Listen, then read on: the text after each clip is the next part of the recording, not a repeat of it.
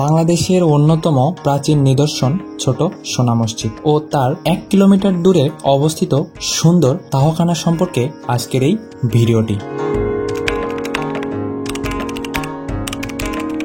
কিভাবে আসবেন সে সম্পর্কে আমার আগের ভিডিওতে বলা রয়েছে, চাইলে সেই ভিডিওটি দেখে আসতে পারেন।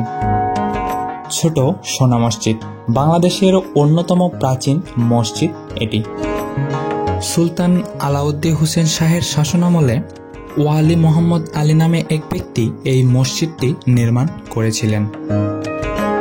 মসজিদের বাহিরের দিকে সোনালী রঙের আস্তরণ ছিল। সূর্যের আলো পড়লে মসজিদটি সোনার মতো চকচক করত। এই জন্য মসজিদটির নামকরণ করা হয় সোনা মসজিদ। গৌড়ের নগরীর ভিতরে একই রকম দেখতে একটি মসজিদ ছিল। সেই মসজিদটির নাম ছিল বড় সোনা মসজিদ। আর সেই মসজিদের আদলেই এই মসজিদটির নামকরণ করা হয় ছোট সোনা মসজিদ। এই মসজিদটি নির্মাণে পাথর, ইট, টাইল ও টেরাকোটা ব্যবহার করা হয়েছে।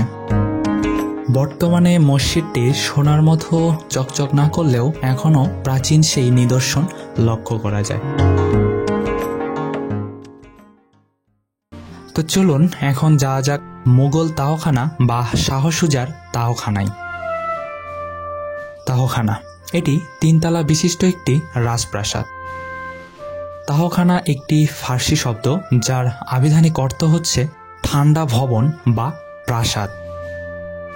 মূলত প্রাসাদের উত্তর পশ্চিম দিকে আরও 2টি ভবন রয়েছে। এদের মধ্যে নিকটবর্তী হল 3 গম্বুজ বিশিষ্ট একটি মসজিদ এবং অন্যটি হল বাধাই করা বারান্দা সহ একটি গম্বুজ বিশিষ্ট সমাধি। তৎকালীন বঙ্গের সুলতান শাহ সুজা তার মুর্শিদ সৈয়দ নেয়ামত উলি এর উদ্দেশ্যে শীতকালীন বাসের জন্য পিরোজপুরে তাপ নিয়ন্ত্রিত ইমারত হিসেবে এই ভবনটি নির্মাণ করেছিলেন।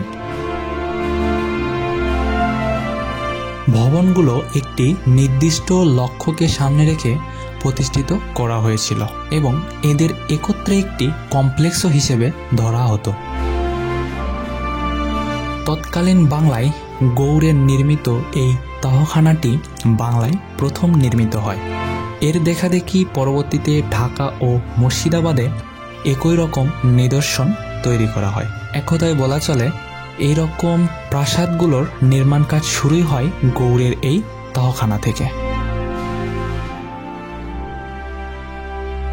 আশা করি ভিডিওটি ভালো লেগেছে। যদি ভিডিওটা ভালো লাগে সেক্ষেত্রে ভিডিওতে লাইক, কমেন্ট এবং শেয়ার করে আমাদের পাশেই থাকবেন। আর হ্যাঁ, সাবস্ক্রাইব করে বেল আইকনটি বেজে দিতে ভুলবেন না। তো দেখা হচ্ছে পরবর্তী কোনো নতুন ভিডিওতে। এ পর্যন্ত ভালো থাকবেন। ধন্যবাদ সবাইকে।